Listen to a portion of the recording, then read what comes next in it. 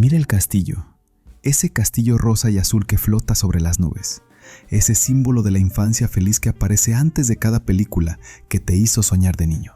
Cenicienta, Blancanieves, El Rey León. Generaciones enteras crecieron creyendo que la magia existe, que los sueños se cumplen, que el bien siempre triunfa sobre el mal. Pero detrás de ese castillo de cuento de hadas hay una fortaleza real, y sus cimientos están construidos sobre algo que no aparece en ninguna película infantil. Imagina por un momento que pudieras atravesar esas murallas de fantasía, que pudieras caminar por los pasillos secretos de la corporación más poderosa del entretenimiento mundial. ¿Qué encontrarías? Encontrarías a un hombre que odiaba a los judíos mientras creaba ratones adorables.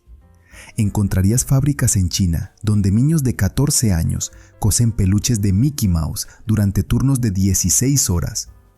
Encontrarías culturas enteras siendo devoradas, masticadas y escupidas como productos de consumo masivo.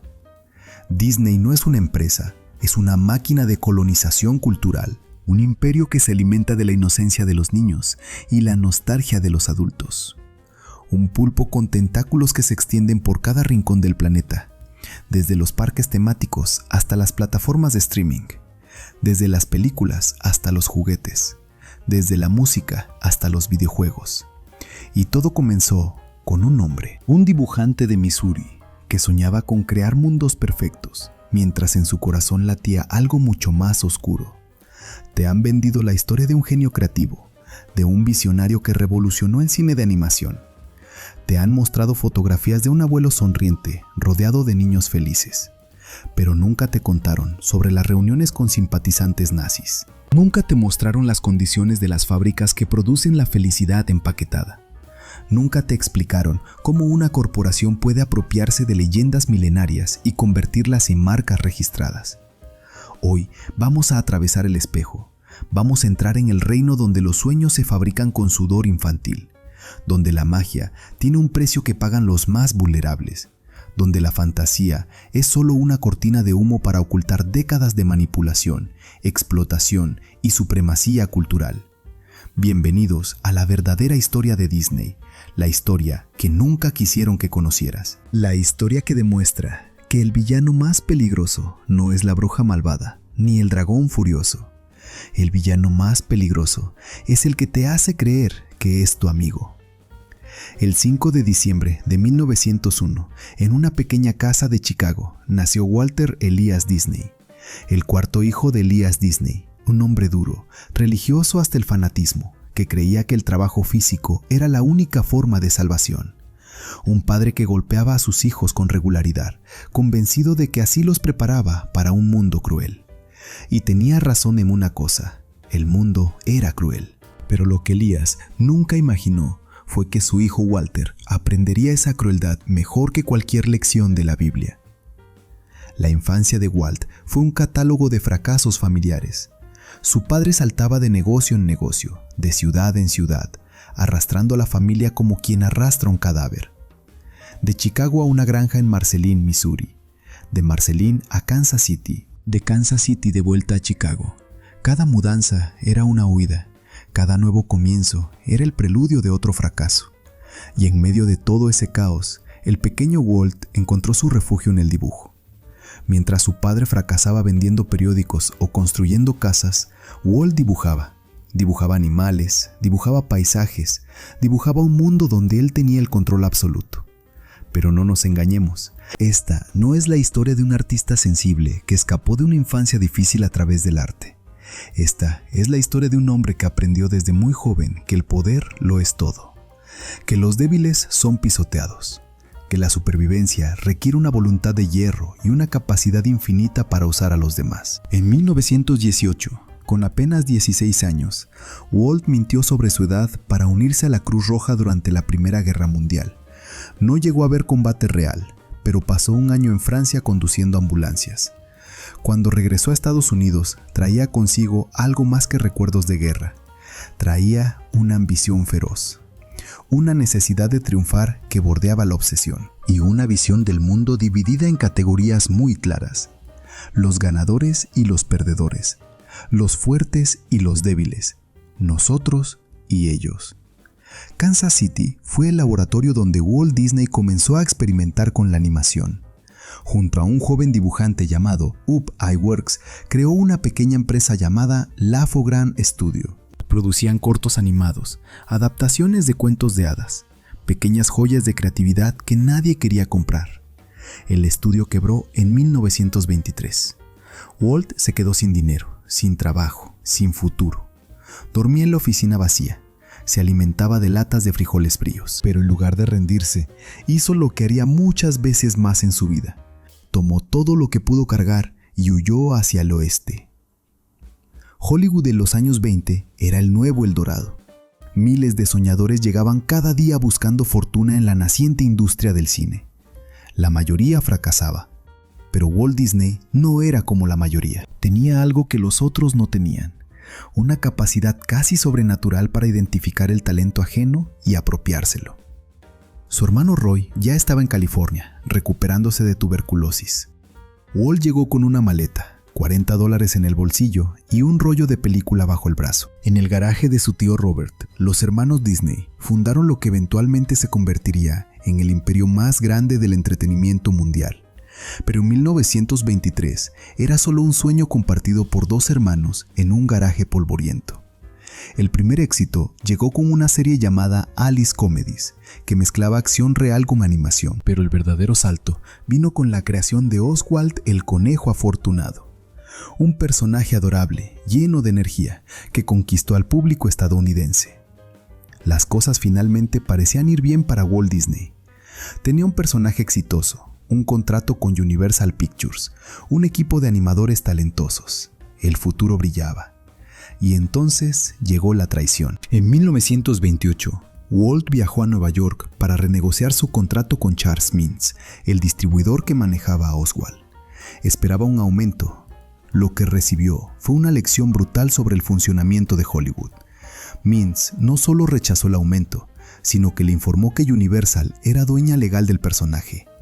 Oswald no pertenecía a Disney. Nunca había pertenecido a Disney. Y para empeorar las cosas, Mintz había estado contratando en secreto a los animadores de Walt, ofreciéndoles mejores salarios. Cuando Walt regresó a California, casi todo su equipo se había ido. Aquí es donde la leyenda oficial de Disney nos cuenta que Walt, devastado pero resiliente, creó a Mickey Mouse en el tren de regreso a Los Ángeles. Una historia hermosa de creatividad nacida del dolor, pero la realidad es más compleja y más oscura. Mickey Mouse no fue creación de Walt Disney, fue creación de Ub Iwerks, el mismo talentoso dibujante que había trabajado con Walt desde Kansas City. Iwerks diseñó al ratón, lo animó, le dio vida.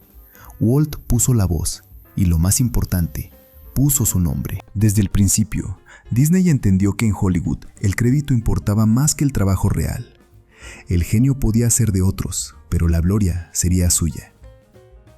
Steamboat Willie se estrenó el 18 de noviembre de 1928 en el Colony Theatre de Nueva York. Fue el primer cortometraje animado con sonido sincronizado, una revolución técnica que cambió la industria para siempre. El público enloqueció. Mickey Mouse se convirtió en una sensación nacional. Y Walt Disney, el hombre que no había dibujado un solo fotograma de esa película, se convirtió en un genio. Los años 30 fueron una década de la expansión.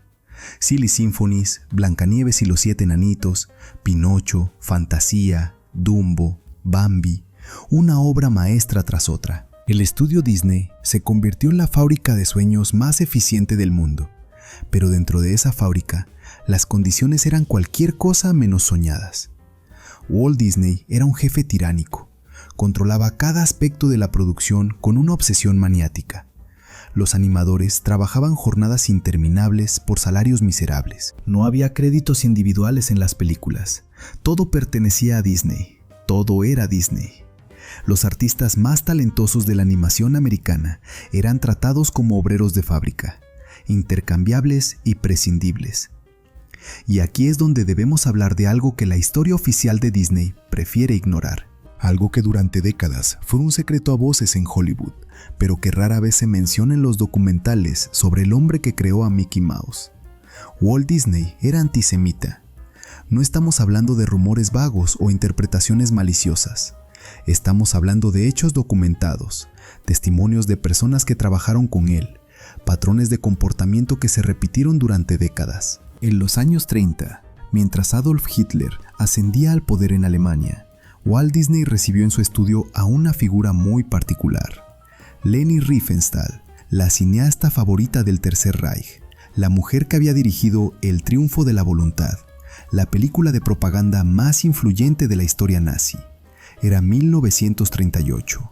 Hacía apenas un mes de la Kristallnacht, la noche de los cristales rotos, cuando turbas nazis destruyeron sinagogas, negocios y hogares judíos por toda Alemania. 91 judíos fueron asesinados, 30.000 fueron enviados a campos de concentración. Y en ese momento, cuando todo Hollywood daba la espalda a Riefenstahl, cuando ningún estudio importante quería asociarse con ella, Walt Disney la recibió con los brazos abiertos. Le dio un tour personal por las instalaciones, le mostró los secretos de su animación, posó sonriente para las fotografías junto a la propagandista de Hitler. ¿Fue ignorancia? ¿Fue ingenuidad? Los defensores de Disney argumentan que Walt simplemente admiraba el trabajo técnico de Riefenstahl, que no entendía las implicaciones políticas, pero esta explicación se desmorona cuando miramos el contexto más amplio.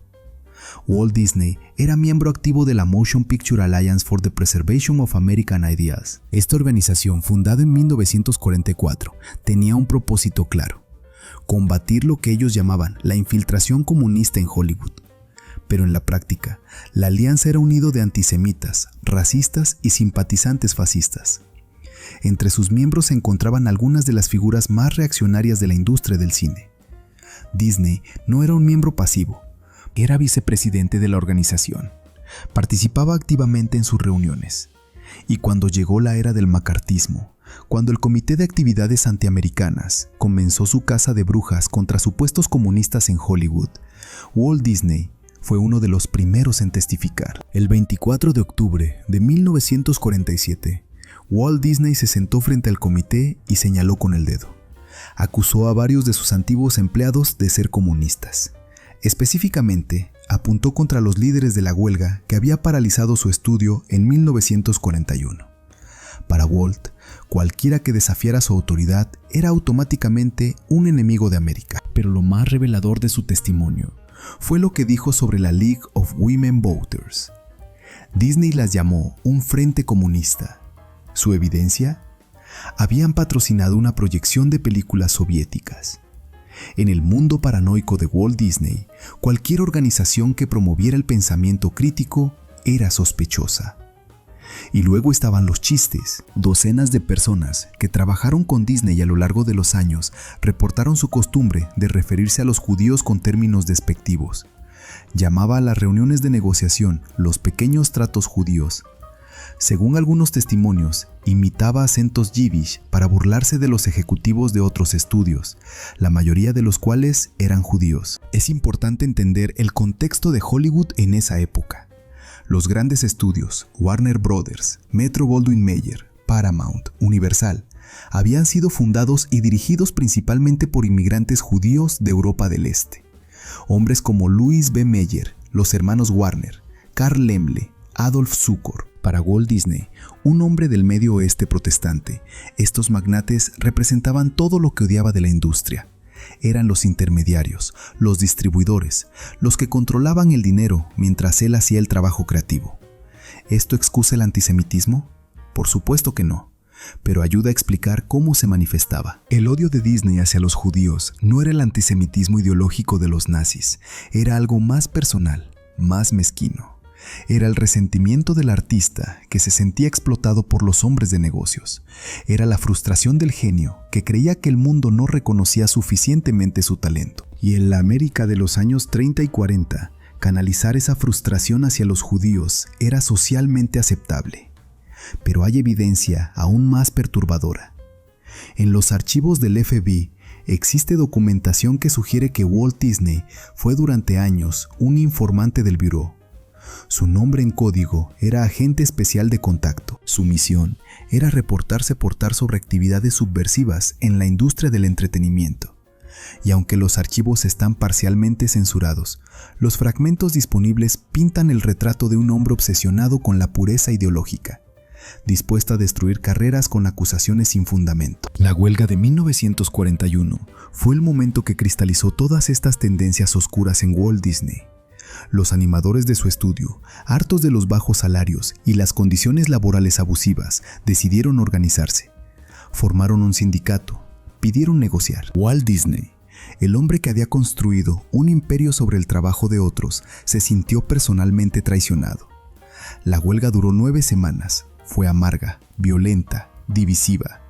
Disney contrató rompehuelgas, circuló listas negras, identificó a los líderes sindicales y juró destruirlos. Cuando finalmente se llegó a un acuerdo, gracias a la intervención del gobierno federal, Walt Disney nunca perdonó. Muchos de los animadores que habían participado en la huelga fueron despedidos en cuanto fue legalmente posible. Otros fueron relegados a proyectos menores, sus carreras saboteadas sistemáticamente. Y aquí vemos el patrón que definiría a Disney por el resto de su vida: la paranoia, la necesidad de control absoluto, la incapacidad de tolerar cualquier desafío a su autoridad y la disposición de usar cualquier arma disponible, incluida la colaboración con el FBI y el macartismo, para destruir a sus enemigos. Las películas que producía contaban historias de bondad triunfando sobre la maldad, pero el hombre detrás de esas películas vivía según un código muy diferente. Para Walt Disney, el mundo estaba dividido en aliados y enemigos, y los enemigos debían ser eliminados. Mientras Walt consolidaba su poder en Hollywood, algo interesante estaba sucediendo en las películas que producía. Un patrón que los académicos han analizado durante décadas. Un patrón de estereotipos, caricaturas y representaciones que, vistas desde la perspectiva actual, resultan profundamente incómodas. Pensemos en las primeras Silly Symphonies. En varios de estos cortometrajes aparecen personajes que son caricaturas grotescas de diferentes grupos étnicos. Narices enormes, acentos exagerados, comportamientos codificados que el público de la época identificaba inmediatamente. Los caníbales africanos de Trader Mickey, los nativos americanos salvajes de Peter Pan, décadas después, los cuervos de Dumbo, cuyo líder se llamaba literalmente Jim Crow, el nombre de las leyes de segregación racial del sur estadounidense. ¿Era esto exclusivo de Disney? No. Toda la industria del entretenimiento de esa época participaba en estos estereotipos, pero Disney tenía algo que los demás no tenían: acceso ilimitado a la mente de los niños. Generaciones enteras crecieron viendo estas representaciones, internalizando estos estereotipos, aprendiendo quién era el héroe y quién era el villano, basándose en su apariencia y su acento. Y eso nos lleva a una pregunta incómoda: ¿cuánto de lo que consideramos normal sobre otras culturas fue moldeado por las películas de Disney? ¿Cuántos de nuestros prejuicios inconscientes fueron plantados cuando éramos niños, sentados frente a la televisión, absorbiendo las historias del tío Walt? Walt Disney murió el 15 de diciembre de 1966, víctima de cáncer de pulmón. Tenía 65 años. Fumó durante toda su vida adulta, a veces 3 cajetillas diarias. La ironía es brutal. El hombre que vendía sueños de pureza e inocencia murió por un vicio que ocultaba cuidadosamente de las cámaras. Pero su muerte no fue el final de la historia.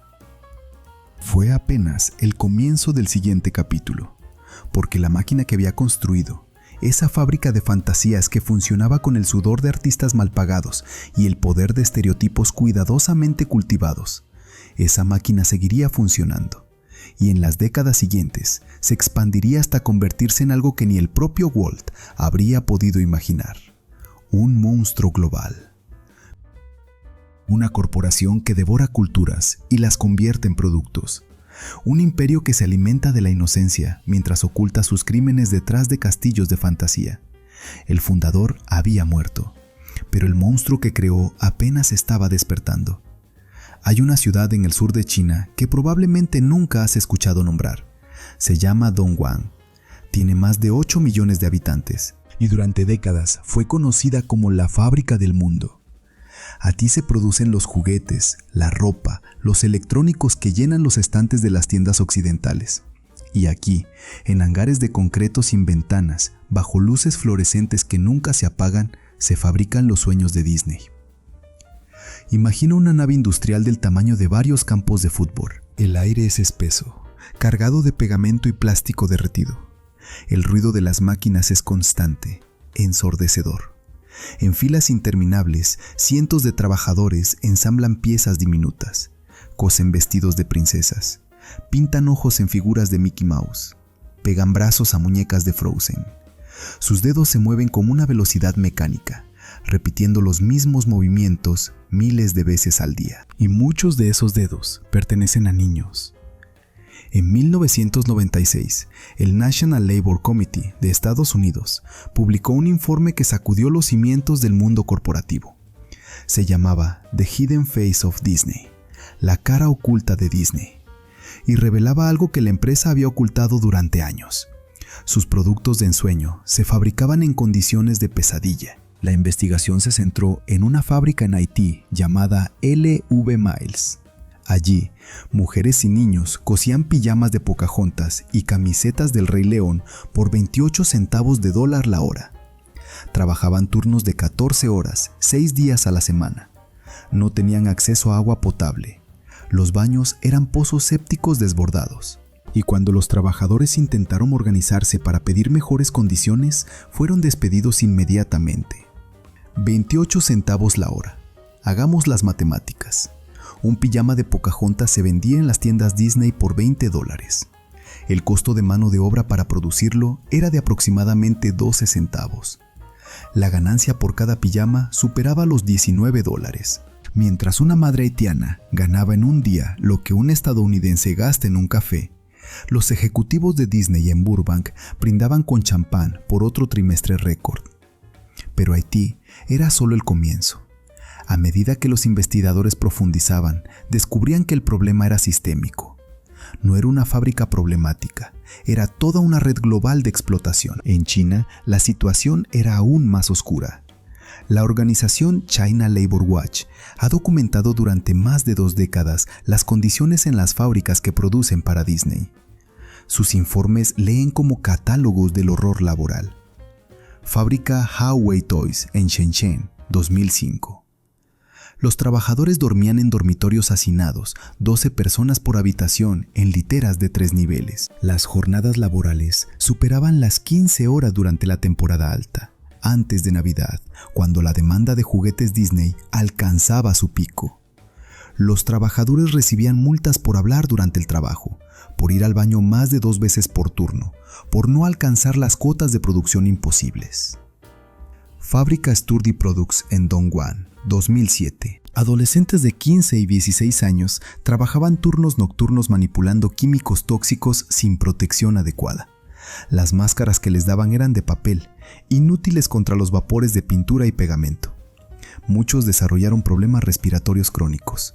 Algunos perdieron el conocimiento durante sus turnos y fueron arrastrados a un lado para que no interrumpieran la producción. Fábrica Tianyu Toys en Huiyu, 2010. Una investigación reveló que los trabajadores estaban expuestos a N-hexano, un solvente neurotóxico utilizado para limpiar pantallas electrónicas. La exposición prolongada al N-hexano causa daño permanente al sistema nervioso. Los trabajadores comenzaron a reportar entumecimiento en las extremidades, dificultad para caminar, temblores incontrolables. Algunos quedaron parcialmente paralizados. Tenían entre 18 y 25 años. Y luego estaban los niños, los verdaderos niños, no adolescentes de 16 o 17 años, que las leyes chinas consideran legalmente empleables, sino niños de 12, 13, 14 años, que falsificaban documentos o trabajaban en talleres clandestinos que subcontrataban para las fábricas principales. El sistema funcionaba así. Disney contrataba a un fabricante principal en China.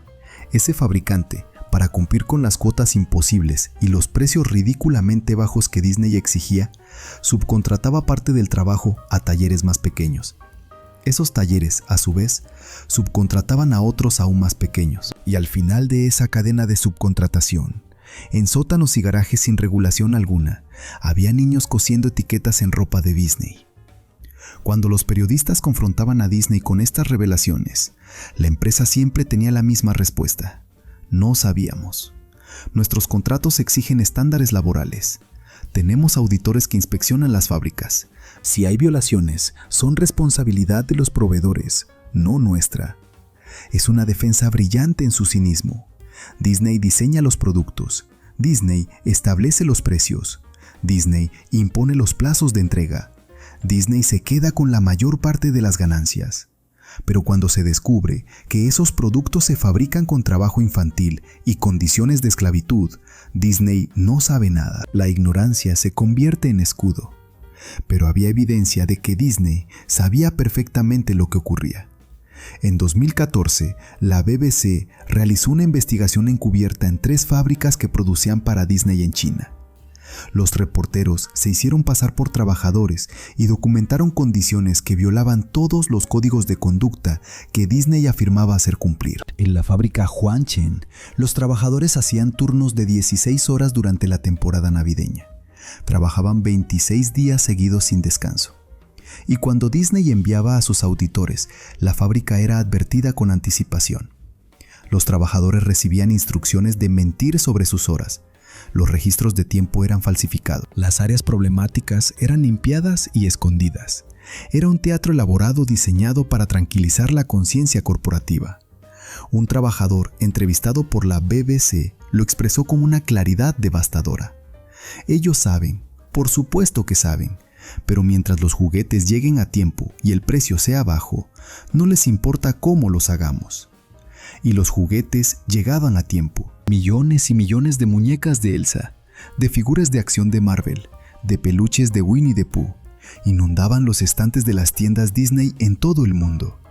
Se vendían en parques temáticos a precios exorbitantes. Llenaban las medias navideñas de niños que nunca sabrían que otros niños, al otro lado del mundo, habían sangrado para fabricarlos. Pero la explotación física era solo una cara de la moneda. Había otra forma de violencia, más sutil, pero igualmente devastadora, que Disney ejercía a escala global. Una violencia cultural. Un saqueo sistemático de las historias, leyendas y tradiciones de pueblos enteros. Pensemos en Pocahontas, la película de 1995 que supuestamente celebraba la cultura nativa americana. En la versión de Disney, Pocahontas es una joven hermosa que se enamora del colonizador inglés John Smith. Juntos superan las diferencias culturales y encuentran el amor verdadero. Es una historia romántica, edificante, perfecta para vender loncheras y mochilas escolares. La realidad fue muy diferente. Pocahontas era una niña de 11 o 12 años cuando conoció a John Smith. No hubo romance, lo que hubo fue secuestro. En 1613, colonos ingleses capturaron a Pocahontas y la mantuvieron prisionera. Durante su cautiverio fue convertida al cristianismo, bautizada como Rebeca y casada con un colono llamado John Rolfe. Tenía aproximadamente 17 años. Fue llevada a Inglaterra como curiosidad exótica, exhibida ante la realeza como prueba de que los salvajes podían ser civilizados. Murió allí, a los 21 años, probablemente de tuberculosis o neumonía. Disney tomó esta historia de colonización, secuestro y muerte prematura y la convirtió en un cuento de amor intercultural. Borró el genocidio que los ingleses perpetraron contra el pueblo de Pocahontas. Eliminó el hecho de que su verdadero nombre era Amonute y que Pocahontas era solo un apodo. Transformó a una víctima del colonialismo en una embajadora voluntaria del amor universal. Y cuando líderes de la nación Powhatan protestaron por esta distorsión de su historia, Disney los ignoró. La película recaudó $346 millones. Las muñecas de Pocahontas se vendieron por millones. Y generaciones de niños crecieron creyendo que la colonización de América fue una historia de amor incomprendido. El patrón se repetiría una y otra vez. Mulan, la guerrera china, fue despojada de su contexto histórico y convertida en una fantasía feminista occidental. Moana tomó elementos sagrados de las culturas polinesias, los mezcló en una licuadora corporativa y los escupió como entretenimiento familiar. Coco se apropió del Día de los Muertos mexicano, registrando la frase Día de los Muertos como marca comercial antes de que las protestas forzaran a Disney a retirar la solicitud. Cada vez que Disney adaptaba una historia de otra cultura, seguía el mismo proceso. Primero, despojaba la historia de todo lo que pudiera resultar incómodo o complejo para audiencias occidentales. Segundo, añadía elementos reconocibles del fórmula Disney: el interés romántico, el compañero animal gracioso, las canciones pegadizas. Tercero, registraba todo como propiedad intelectual de Disney Corporation. Y cuarto, inundaba el mercado con productos derivados. El resultado era una forma de colonialismo cultural. Las historias que habían pertenecido a pueblos enteros durante generaciones, que habían sido transmitidas de abuelos a nietos alrededor de fogatas, que contenían sabiduría ancestral y significados sagrados, de pronto pertenecían a una corporación estadounidense. Y cualquier intento de usar esas historias sin permiso de Disney podía resultar en demandas legales. En 2019, la comunidad suajili protestó cuando Disney registró la frase Hakuna Matata como marca comercial. Hakuna Matata no es una invención de El Rey León, es una expresión real en idioma suajili que significa no hay problema. Es parte del patrimonio lingüístico de millones de personas en África Oriental, y Disney la reclamó como suya. La petición para que Disney abandonara la marca reunió más de 150,000 firmas. La empresa se negó. Hakuna Matata sigue siendo propiedad de Disney Corporation. Este es el verdadero genio maligno del modelo Disney. No solo te venden productos, te venden tu propia cultura, envuelta en papel de regalo corporativo, como un precio que solo las familias de países ricos pueden pagar. Y si te quejas, si señalas que esas historias fueron robadas, si te atreves a sugerir que quizás los pueblos originarios deberían beneficiarse de sus propias tradiciones, eres tú quien está siendo mezquino. Después de todo, Disney solo está compartiendo la magia con el mundo. La máquina de apropiación cultural funcionaba en paralelo con la máquina de explotación laboral. Mientras niños en Dongguan cosían disfraces de Moana, ejecutivos en Burbank registraban cada aspecto de la cultura polinesia que pudiera ser convertido en mercancía. Mientras adolescentes en Bangladesh pegaban lentejuelas en vestidos de jazmín, abogados en Los Ángeles amenazaban a pequeños negocios que usaban imágenes similares. Disney había perfeccionado un sistema global de extracción. Extraía historias de culturas vulnerables, extraía trabajo de cuerpos vulnerables y convertía todo en productos que se vendían a familias que nunca conocerían el costo real de esa magia.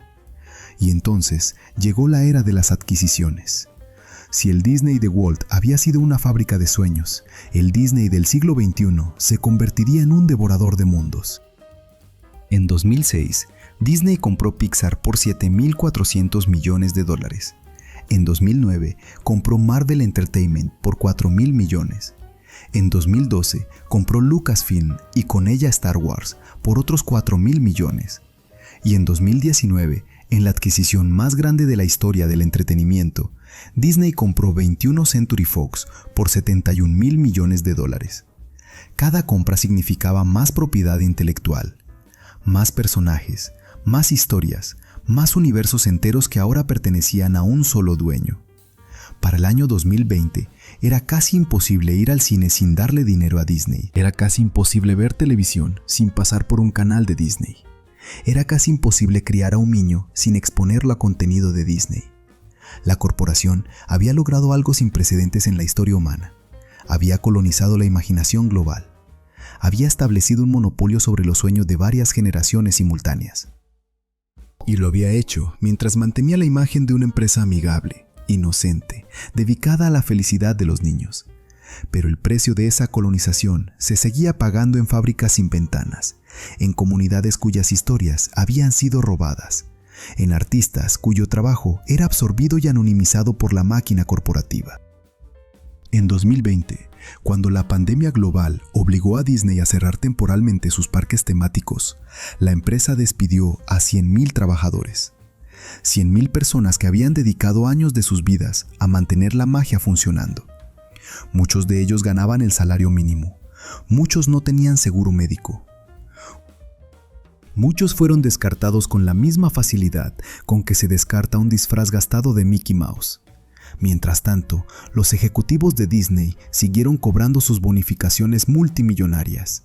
El director ejecutivo, Bob Chapek, recibió $32 millones en compensación ese año. $32 millones en un año en que 100,000 trabajadores perdieron sus empleos. Ese mismo año, reportes desde Bangladesh revelaron que fábricas que producían ropa para Disney estaban obligando a sus trabajadores a continuar laborando durante los picos de la pandemia, sin protección adecuada, sin distanciamiento social, sin opciones, porque los pedidos de Disney tenían que llegar a tiempo, porque la magia no podía detenerse, porque había ganancias que generar y accionistas que satisfacer. Un peluche de Baby Yoda costaba $25 en la tienda Disney. El trabajador bangladesí que lo cosía ganaba aproximadamente $95 al mes. Tendría que trabajar más de una semana completa para poder comprar el producto que sus propias manos habían fabricado. Y ni siquiera entonces podría hacerlo, porque necesitaba ese dinero para comer, para pagar el alquiler del cuarto que compartía con otros 6 trabajadores, para enviar algo a su familia en el campo. Esa es la matemática obscena del imperio Disney. Por cada dólar que gastas en la tienda, centavos van al trabajador que fabricó el producto, centavos van al creador original de la historia, y dólares van a los ejecutivos y accionistas que nunca han tocado una máquina de coser, ni han escuchado una leyenda alrededor de una fogata ancestral. Y lo más perturbador de todo es que nosotros lo sabemos. A algún nivel, todos lo sabemos. Hemos leído los reportes, hemos visto los documentales, sabemos que nuestros productos favoritos se fabrican en condiciones cuestionables, pero seguimos comprando, seguimos llevando a nuestros hijos a los parques temáticos, seguimos suscribiéndonos a Disney Plus, porque la magia es irresistible, porque los recuerdos de infancia son poderosos, porque es más fácil no pensar en la niña de 14 años en Dongguan que pensar en ella cada vez que vemos el logo del castillo. Disney no solo vende productos, Disney vende olvido, vende la ilusión de que el mundo es simple, que los buenos ganan, que los sueños se cumplen, que la magia existe. Y esa ilusión es tan hermosa, tan reconfortante, que estamos dispuestos a pagar cualquier precio por mantenerla. Incluso si el precio lo pagan otros, especialmente si el precio lo pagan otros. Existe una profesión en Hollywood que pocos conocen, pero que todos los grandes estudios emplean. Se llaman fixers, reparadores. Su trabajo es simple. Cuando algo sale mal, cuando un escándalo amenaza con explotar, cuando la verdad está a punto de salir a la luz, los fixers lo arreglan, entierran historias, compran silencios, transforman crisis en oportunidades. Y ninguna corporación en la historia del entretenimiento ha empleado a más fixers con mayor efectividad durante más tiempo que The Walt Disney Company. El arte de la manipulación de imagen no comenzó con las redes sociales. Disney lo perfeccionó décadas antes de que existiera Internet.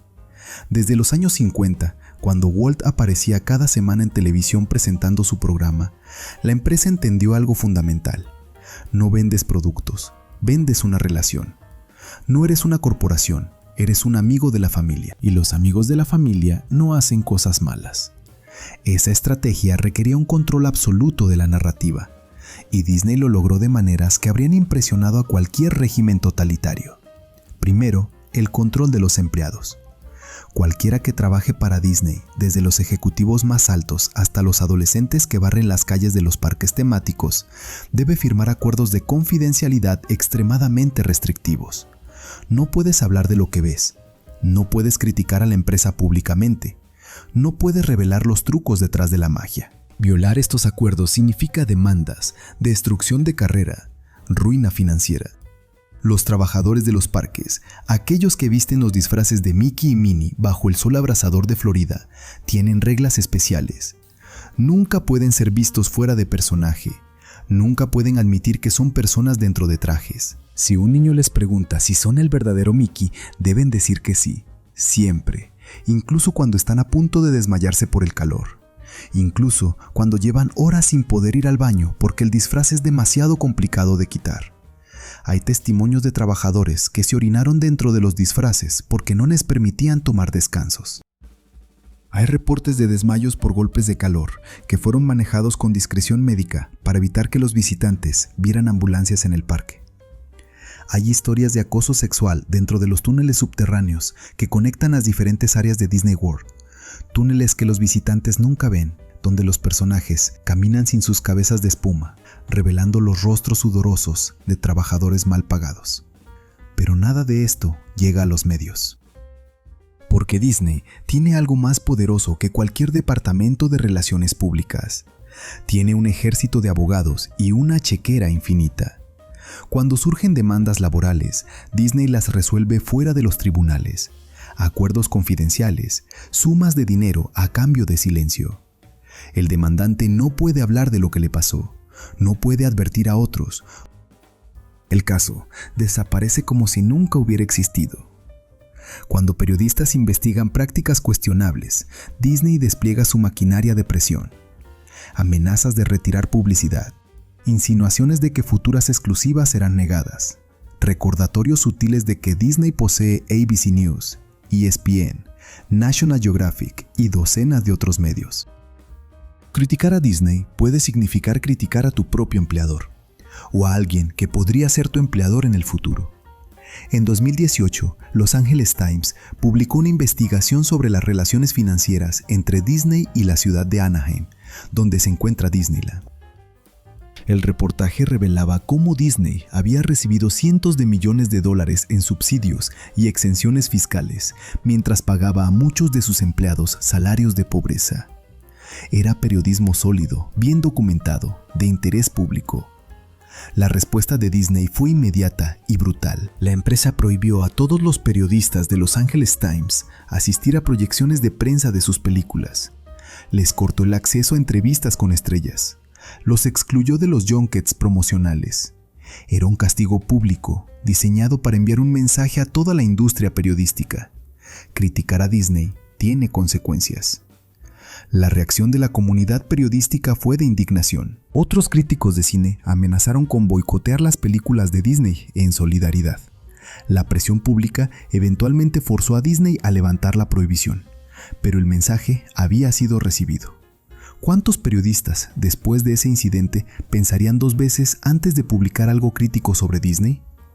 ¿Cuántas historias murieron antes de ser escritas por miedo a represalias? El control de narrativa se extiende también a cómo Disney maneja su propia historia.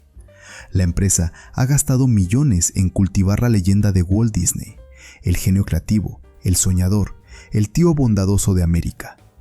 Los archivos de la compañía están cuidadosamente curados. Las biografías autorizadas omiten los aspectos incómodos, y cuando alguien intenta contar una versión diferente, Disney responde. En 1993, un ejecutivo de Disney llamado Joe Roth fue preguntado sobre las acusaciones de antisemitismo contra Walt Disney. Su respuesta es un ejemplo perfecto de la estrategia corporativa: admitir lo mínimo posible mientras se redirige la conversación. Roth reconoció que Walt era un hombre de su tiempo, con algunas actitudes que hoy consideraríamos problemáticas, pero inmediatamente añadió que Disney como empresa había evolucionado, que era uno de los empleadores más diversos de Hollywood, que los valores actuales de la compañía eran de inclusión y respeto. Es una técnica clásica de relaciones públicas. No niegas completamente, porque eso te hace ver mentiroso. Admites algo vago, algo que pueda ser interpretado de muchas maneras. Y luego cambias de tema hacia el presente, hacia las cosas buenas que estás haciendo ahora. El pasado fue imperfecto, pero mira qué maravillosos somos hoy. Esa misma estrategia se aplica a cada escándalo. Las fábricas en China con trabajo infantil no son responsabilidad de Disney, son de los proveedores, y Disney está trabajando arduamente para mejorar las condiciones. La apropiación cultural no es robo, es celebración de la diversidad, y Disney contrata consultores de las comunidades representadas. Los salarios de pobreza en los parques son competitivos para la industria, y Disney ofrece programas de educación y avance para sus empleados. Siempre hay una respuesta preparada, siempre hay un comunicado de prensa listo, siempre hay un portavoz entrenado para desviar, minimizar, redirigir. La máquina de relaciones públicas funciona las 24 horas del día, los 7 días de la semana, anticipando crisis, preparando respuestas, asegurándose de que la imagen del castillo de cuento de hadas permanezca inmaculada. Y cuando las relaciones públicas no son suficientes, están los tribunales. Disney tiene uno de los departamentos legales más grandes y agresivos del mundo corporativo. Su especialidad no es solo defender a la empresa, sino atacar a cualquiera que amenace sus intereses. Pequeños negocios que usan imágenes similares a personajes de Disney reciben cartas de cese y desista. Guarderías que pintan murales de Mickey Mouse en sus paredes son amenazadas con demandas. Artistas independientes que crean fan art son perseguidos por violación de propiedad intelectual. El mensaje es claro. Disney posee estas imágenes, estos personajes, estas historias, y defenderá esa propiedad con toda la fuerza de la ley. En 1989, Disney demandó a 3 guarderías en Florida por tener murales de sus personajes pintados en las paredes. Las guarderías eran pequeñas, sin fines de lucro, atendían a familias de bajos recursos. Los murales habían sido pintados por voluntarios para alegrar a los niños. Disney exigió que fueran borrados. La historia llegó a los medios. La imagen de una corporación multimillonaria amenazando a guarderías pobres era devastadora.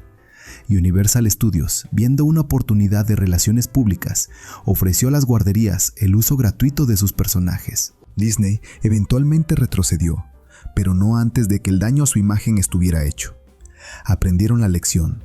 No dejaron de perseguir violaciones de propiedad intelectual. Solo se volvieron más discretos al hacerlo. En el siglo XXI, Disney ha perfeccionado el arte de la demanda silenciosa. Sus abogados envían cartas intimidatorias que nunca llegan a los medios. Negocian acuerdos que incluyen cláusulas de confidencialidad. Destruyen a pequeños competidores sin que el público se entere. Y cuando algún caso sí llega a los tribunales, Disney tiene los recursos para prolongar el litigio hasta que el oponente se quede sin dinero. Es la justicia del más rico. Puedes tener razón, pero si no tienes millones de dólares para pagar abogados durante años, tu razón no importa. Disney puede permitirse perder casos, puede permitirse pagar multas. Lo que no puede permitirse es que otros crean que pueden desafiarla impunemente. Pero quizás la estrategia más sofisticada de Disney para mantener su imagen es la que podríamos llamar el lavado de reputación mediante la diversidad. En los últimos años, Disney ha hecho una apuesta consciente por la representación.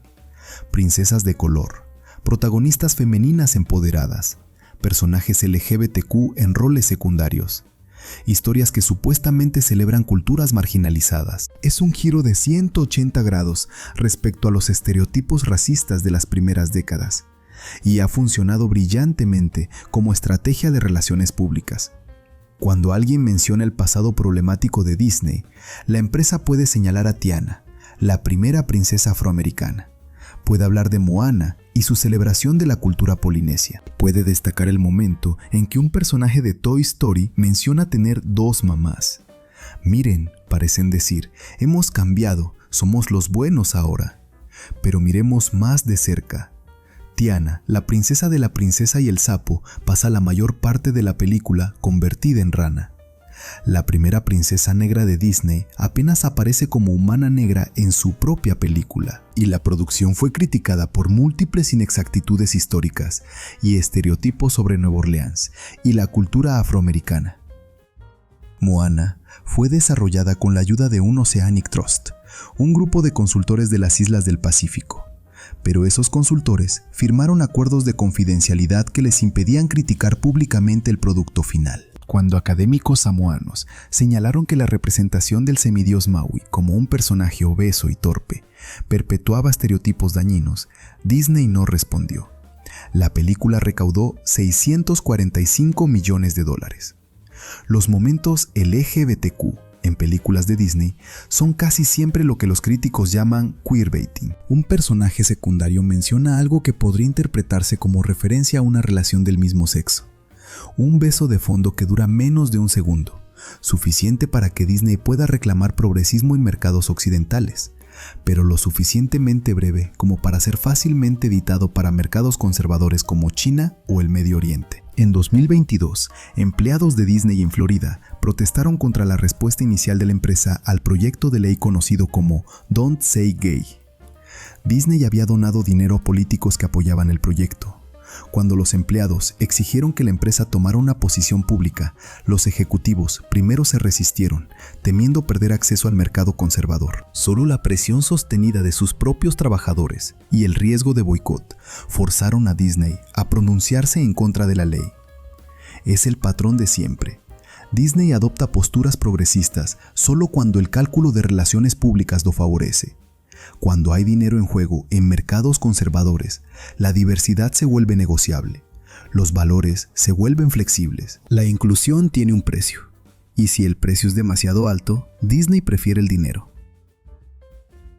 Y esto nos lleva al corazón del Disney moderno, una corporación que ha aprendido a hablar todos los lenguajes, a usar todas las máscaras, a hacer todo para todos, progresista en California, conservador en Florida, neutral en China, tradicional en el Medio Oriente. Los valores son productos, igual que las películas y los peluches, se adaptan al mercado, se venden al mejor postor. El Disney de hoy es una hidra de múltiples cabezas, posee A, B, C, E, S, P, N, Hulu, la mayoría de los activos de Fox, Marvel, Lucasfilm, Pixar, National Geographic. Posee parques temáticos en 4 continentes, posee líneas de cruceros. Posee una ciudad planificada en Florida llamada Celebration, donde viven personas reales en un entorno diseñado para parecer un pueblo perfecto de los años 50. La corporación emplea a más de 200,000 personas directamente y millones más en su cadena de suministro global. Su valor de mercado supera los $200,000 millones. Sus películas definen la infancia de generaciones enteras en decenas de países. Su influencia sobre la cultura popular es incalculable. Y toda esa estructura monumental, toda esa riqueza inconmensurable, toda esa influencia global, se sostiene sobre los mismos cimientos que Walt Disney estableció hace un siglo. Control de la narrativa, explotación del trabajo ajeno, apropiación de historias que no le pertenecen, y una capacidad infinita para hacer que el público olvide cualquier cosa que pueda empañar el brillo del castillo. En 2023, Disney anunció que había implementado nuevos estándares de responsabilidad social en su cadena de suministro, auditorías más rigurosas, mejores condiciones laborales, tolerancia cero para el trabajo infantil. Era la misma promesa que habían hecho en 2010, y en 2005, y en 1998. Cada vez que un escándalo los salpicaba, las mismas promesas, los mismos comunicados de prensa, la misma maquinaria de relaciones públicas. Y cada vez, unos años después, nuevas investigaciones revelaban las mismas violaciones. Nuevos niños en nuevas fábricas cosiendo nuevos productos con los mismos rostros amados de siempre. Porque el problema no son algunas fábricas malas que Disney no logra controlar. El problema es el modelo de negocio mismo. Un modelo que exige precios imposiblemente bajos, plazos imposiblemente cortos, márgenes de ganancia imposiblemente altos.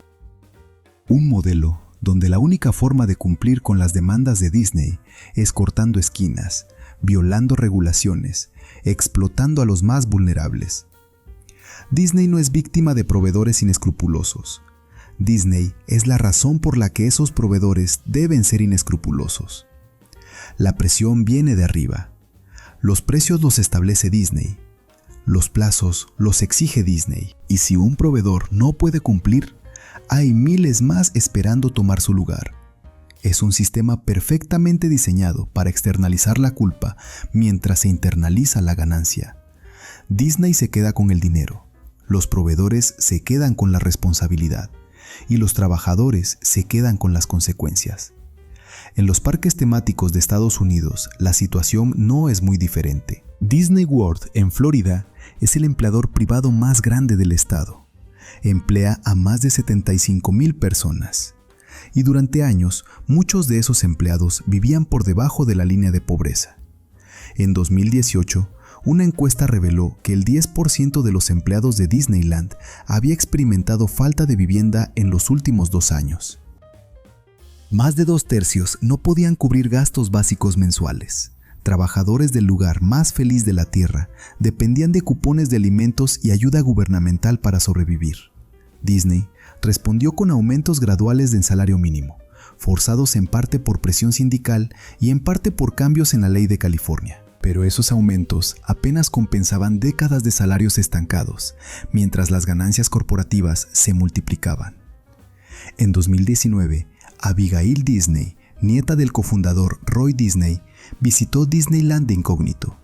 Habló con trabajadores, escuchó sus historias, y lo que encontró la horrorizó. Habló de empleados que no podían pagar tratamientos dentales y trabajaban con dolor crónico, de madres que elegían entre comprar medicinas para sus hijos o pagar el alquiler, de trabajadores que vivían en sus autos en el estacionamiento del parque porque no podían permitirse una vivienda. Abigail Disney llevó sus preocupaciones a la junta directiva. Pidió que los ejecutivos aceptaran recortes en sus compensaciones multimillonarias para mejorar los salarios de los trabajadores de base. La junta la ignoró. El director ejecutivo, Bob Iger, ganó $65 millones ese año. Era más de 1000 veces el salario promedio de un empleado de Disney. 1000 veces. Un trabajador tendría que laborar 1000 años para ganar lo que Iger ganaba en uno. Abigail Disney se convirtió en una crítica vocal de la empresa que lleva su apellido. Dio entrevistas, escribió artículos, testificó ante el Congreso.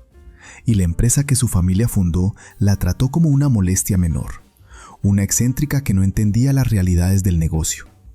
Esa es la ironía final del imperio Disney. La familia fundadora ya no tiene control. Los descendientes de Walt y Roy son accionistas minoritarios, voces que pueden ser ignoradas. La corporación pertenece ahora a fondos de inversión, a accionistas institucionales, a un mercado de valores que solo entiende un idioma: ganancias trimestrales. Y mientras esas ganancias sigan creciendo, mientras las películas sigan recaudando miles de millones, mientras los parques sigan llenándose de familias dispuestas a pagar precios obscenos por la promesa de magia, nada cambiará. Las fábricas en China seguirán funcionando, las culturas seguirán siendo saqueadas, los trabajadores seguirán siendo explotados y el castillo seguirá brillando sobre las nubes, inmaculado, eterno, como si nada de lo que sucede en su sombra pudiera mancharlo. Porque esa es la verdadera magia de Disney.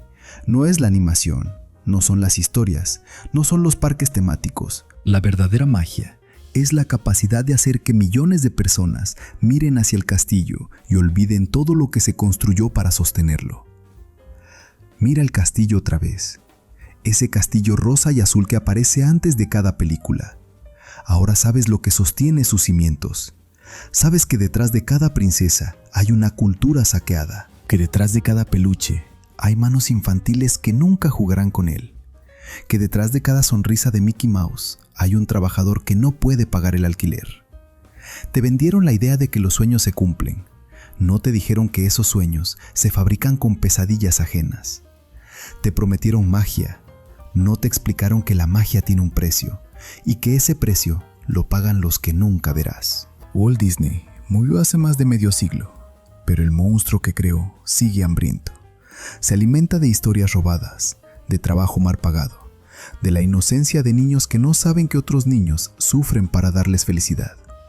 Y cada vez que compras una entrada, cada vez que renuevas tu suscripción, cada vez que pones una película de Disney para tus hijos, alimentas a ese monstruo un poco más. No te pedimos que dejes de ver sus películas, no te pedimos que boicotees sus productos, solo te pedimos que recuerdes, que la próxima vez que veas ese castillo flotando sobre las nubes, pienses en todo lo que se oculta debajo, porque la verdadera magia de Disney nunca fue crear sueños, fue hacerte olvidar a qué costo se fabrican. Esto ha sido Relatos Supremos, donde la verdad no tiene final feliz.